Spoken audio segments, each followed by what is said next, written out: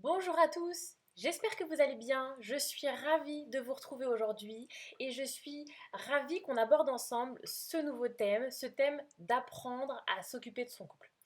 Et du coup, c'est un thème que je trouve assez intéressant et voilà, je trouve qu'il se porte bien à la saison de l'été parce que c'est une des raisons qu'on me met beaucoup en avant. Il y a beaucoup de personnes qui me contactent en me disant moi je suis hyper intéressée, mais là pas maintenant, là c'est l'été, il faut que je profite, il faut que je me détende, c'est pas le moment, etc. Et comme si effectivement travailler sur son couple, c'était pas quelque chose qui se mélangeait bien avec l'été. Bref, et du coup, j'ai vraiment envie qu'on puisse discuter ensemble de apprendre à prendre soin de sa relation de couple, apprendre à travailler sur sa relation de couple. Et j'ai envie de vous développer un petit peu cette idée comme quoi, enfin, en quoi, moi je trouve que c'est essentiel et que vraiment on est dans un fonctionnement de notre société aujourd'hui qui est relativement un peu opaque. C'est un peu tabou, toutes ces choses-là. Et j'ai vraiment envie de décomplexer, vraiment, vraiment, j'ai envie de vous décomplexer là-dessus. Et voilà, parce que ce que je veux dire par là, c'est que s'occuper de son couple, s'occuper de sa relation, on part du principe que c'est un truc un peu inné. Tu vois, tu as des cours de maths, tu as des cours de français, mais la relation avec les autres, les relations humaines en général, et encore plus la relation de couple, qui est la personne avec qui tu vis au quotidien, tu vois, que tu sois pas briefé sur tes relations avec tes copines ou les relations, je sais pas, avec tes collègues. J'entends l'idée. Et d'ailleurs, parfois, tu es même plus briefé sur tes relations avec tes collègues que ta relation de couple. Mais ta relation de couple où tu as une charge émotionnelle, une charge affective hyper forte, des enjeux hyper forts quand même, tu vois. C'est pas la même chose, même si ça peut être douloureux, mais c'est pas la même chose de je m'entends pas avec mes collègues, je quitte ce taf, et je m'entends pas avec mon mari, je quitte mon mari. On n'est quand même pas sur les mêmes enjeux, tu vois.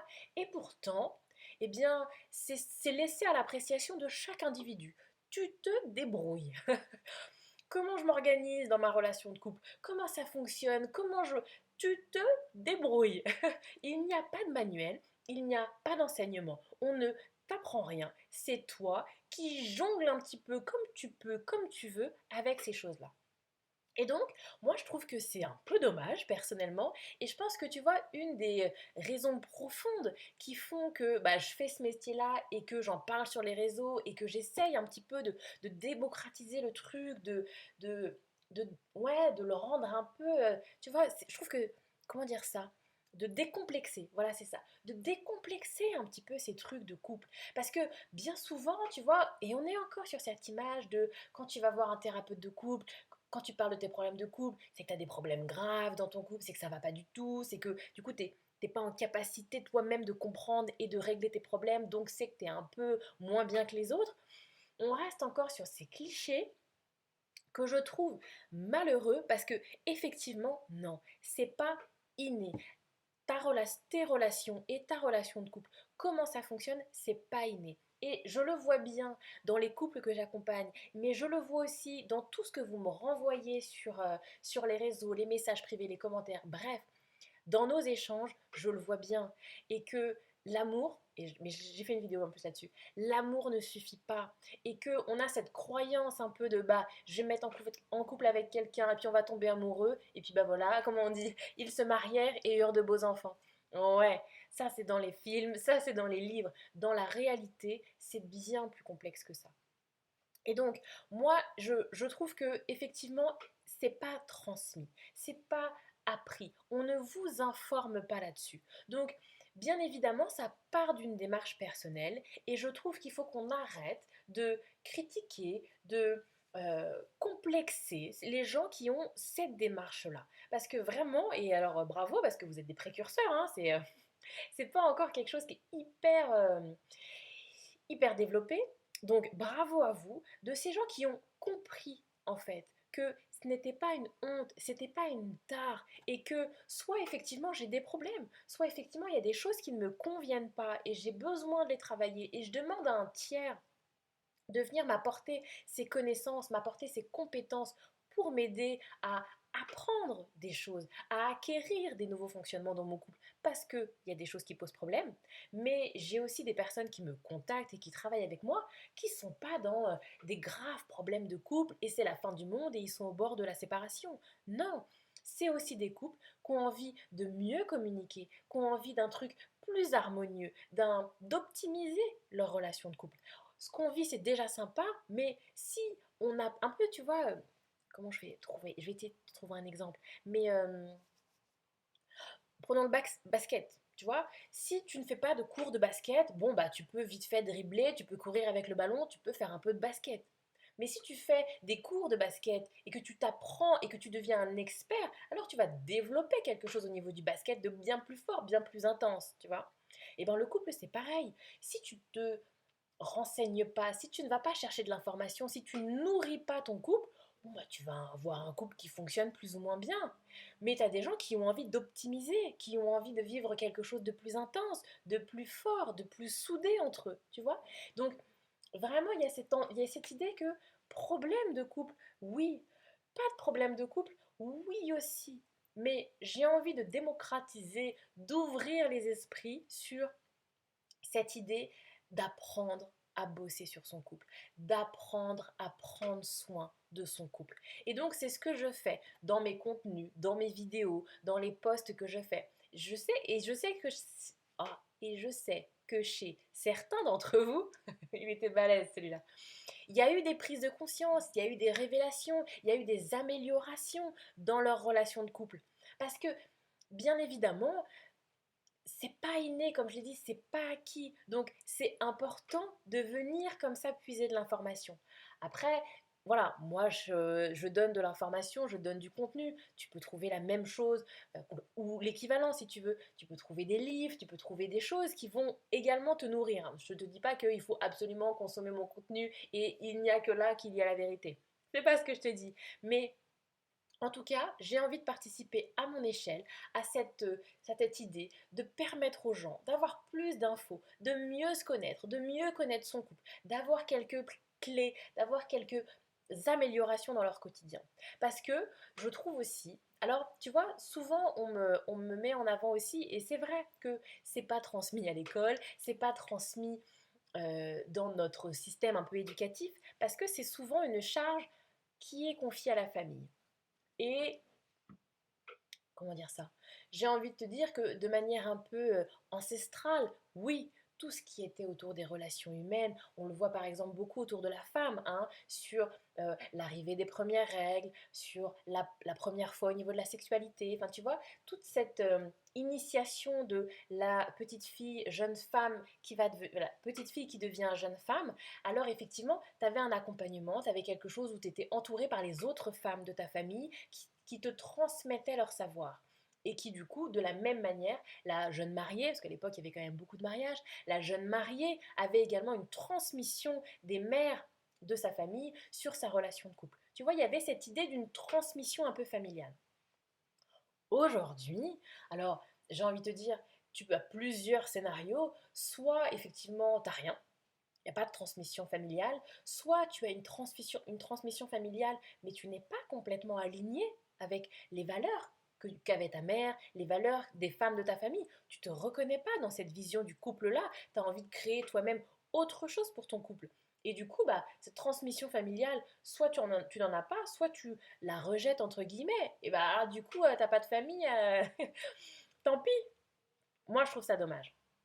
Donc voilà, c'est vraiment cette idée, j'ai envie de vous décomplexer. C'est ok en fait, c'est ok, c'est normal. Bien évidemment, soit vous avez eu votre transmission familiale, soit vous n'avez pas eu votre transmission familiale, soit vous allez avoir un réseau social qui va vous apporter quelque chose, soit vous n'avez pas ce réseau social. Et je trouve aussi que de plus en plus, même dans ton réseau social, souvent c'est pas hyper fluide et qu'il y a des choses de l'ordre de l'intime que tu ne dévoiles pas, même à des copines hyper proches, même à ta sœur, même à ta meilleure amie en fait. Et que de ce qui va être de l'ordre de ton couple, de ta sexualité également, c'est vraiment des choses où même à des gens très proches, tu ne te livres pas. Parce que vraiment, on est dans cette période, cette société en ce moment où le couple, la relation de couple, ça reste quelque chose de très mis en avant. Il faut que tu aies un couple qui fonctionne bien. Il faut que tu aies un couple qui réussisse. Et tu le vois bien, dès que tu as la moindre petite... comment on appelle ça? Ah, le petit grain là qui vient un peu embêter là au niveau de la machine. Excusez-moi, je suis un peu fatiguée. Mais tu vois l'idée? Dès que tu as un petit truc un peu négatif, tout de suite, oh là là, mais mon Dieu, tu as l'impression que tu vis une, quelque chose d'hyper grave. Non, c'est juste compliqué dans ma relation de couple. Et c'est ok en fait. Si je reste avec quelqu'un pendant 5 ans, ou même plus, ou même moins parfois, euh, bah, je vais avoir des hauts et des bas et c'est normal et c'est humain en fait. Et je trouve que bien souvent, comme ça, on est dans un idéal du couple, donc on va tout de suite te renvoyer quelque chose de négatif, on va tout de suite te dire, bah quitte-le, voilà, c'est cette réponse un peu simpliste, bah si t'es pas heureuse, t'as qu'à le quitter. Ouais, enfin, c'est les gens, ils sont gentils, mais c'est souvent bien plus complexe que ça. Bref, mon point est là. Même parfois quand tu as une sphère personnelle soutenue, c'est pas pour autant que tu vas trouver quelqu'un qui va pouvoir vraiment t'aider, te conseiller et être le soutien dont tu as besoin. Bref, voilà. Bon, je prêche un peu pour ma paroisse, hein, vous l'avez compris, mais effectivement, moi, c'est pour ça que j'en ai fait mon métier, parce que moi, c'est des choses qui me passionnent. Moi, je suis une passionnée de la relation et je suis une passionnée de la relation de couple, de comment est-ce qu'on s'harmonise, comment est-ce qu'on arrive à ajuster entre deux personnalités. Oui, excusez-moi pour cette vidéo complètement décousue. Bref, c'est encore une autre idée que j'ai envie d'aborder avec vous, sur cette idée de décomplexer les problèmes de couple. Vous êtes deux êtres humains qui du coup n'avaient pas la même éducation. Bien souvent, vous n'avez pas grandi dans la même famille, hein. Espérons. Du coup, vous n'avez pas la même éducation, vous n'avez pas la même manière de voir les choses, vous n'avez pas la même expérience de vie. Donc, deux humains avec des éducations différentes, avec des fonctionnements, des besoins différents, qui se mettent ensemble et qui habitent ensemble H24 et qui par la suite vont faire des enfants et vont devoir se mettre d'accord pour l'éducation, se mettre d'accord pour la vie commune. C'est normal qu'il y ait des moments où ça ne fonctionne pas et c'est normal aussi que ça peut parfois fonctionner, on trouve un équilibre et on change. Quand on est en couple avec quelqu'un et que ça dure, on n'est pas la même personne à 20 ans, à 25, à 45. Donc c'est évident que les choses qui fonctionnaient, les choses où vous aviez trouvé un équilibre à 45 ans, eh bien, il faut réajuster, il faut remettre de la souplesse, il faut repréciser où est-ce que j'en suis, quels sont mes besoins du moment. Et c'est donc évident, ce n'est pas un problème, ce n'est pas un dysfonctionnement, ce n'est pas parce qu'on fait mal, ce n'est pas parce qu'on n'a pas bien compris ou ce genre de choses. Non, on est juste deux personnes différentes et donc il va falloir qu'on s'harmonise. Bref, donc vraiment, voilà, mon message était ça. On décomplexifie. On décomplexe. Oh. On enlève les complexes en termes de problèmes de couple et de relations sentimentales. Et donc, pour finir, ma petite conclusion autopromotionnelle, si vous sentez que vous avez besoin d'être aidé, parce qu'effectivement, moi j'apporte beaucoup de contenu, je donne déjà beaucoup d'informations, mais une vidéo comme celle-là, elle n'est pas personnalisée. Je ne parle pas de votre situation personnelle. Si vous avez envie qu'on travaille ensemble sur votre situation personnelle, eh bien écoutez, moi je propose des accompagnements en ligne pour ça, où je reçois les couples en visioconférence ou par téléphone. Et effectivement, c'est ce qu'on fait. Comment est-ce que je vous aide à vous harmoniser? Comment je vous aide à retrouver un équilibre? Et c'est juste ça en fait. Parce qu'effectivement, on n'a pas de baguette magique, c'est pas dans les livres. Et si on attend que de soi-même, eh bien, on comprenne tout et puis ça y est, on percute. Parfois ça marche, parfois le contenu que je donne ça suffit, ça permet d'avoir des déclics. Parfois c'est pas suffisant et c'est pas un problème. Parfois c'est pas suffisant et il y a besoin d'un tiers qui vient soutenir, mettre en lien et vous aider à rééquilibrer. Et c'est mon métier. Bref, je m'arrête là pour cette vidéo. Dites-moi si ça résonne chez vous. Dites-moi si vous aussi vous sentez autour de vous ces complexes qu'on a et ces difficultés qu'on a à dire que bah là c'est pas terrible en ce moment et ces retours de l'entourage qui tout de suite ah mon Dieu, oh mon Dieu, oh mon Dieu. Ou au contraire, il faut que j'arrête vraiment. Au contraire, quand effectivement on arrive à saturation et qu'on dit stop, là j'en peux plus, là j'ai envie de penser à moi, là j'ai envie de partir, là j'ai envie de le quitter. Et là, mais non, et tes enfants, et ta maison, et tu peux pas tout mettre, vous voyez? Et voilà, je trouve que c'est intéressant, et moi encore, je prêche ma paroisse, navré. Je trouve que c'est intéressant d'avoir une personne neutre qui va pas être dans ces considérations-là, en fait. Parce que si vous en parlez à une copine, si vous en parlez à votre mère, alors elle va avoir, elle n'est pas objective. Elle va regarder avec ses yeux de ce qu'elle connaît de vous, de ce qu'elle connaît de votre relation, et un tiers n'est pas là-dedans. Donc, je ne dis pas que c'est l'un ou l'autre, mais vraiment enrichissez-vous à la fois sur un plan personnel, mais le plan professionnel permet d'avoir un autre enrichissement en fait. C'est ça l'idée. Je ne dis pas qu'il y a un point de vue ou l'autre, je dis qu'avoir les deux peut être utile. Bref, ça y est, c'est fini. Prenez soin de vous, on se retrouve la semaine prochaine pour une nouvelle vidéo.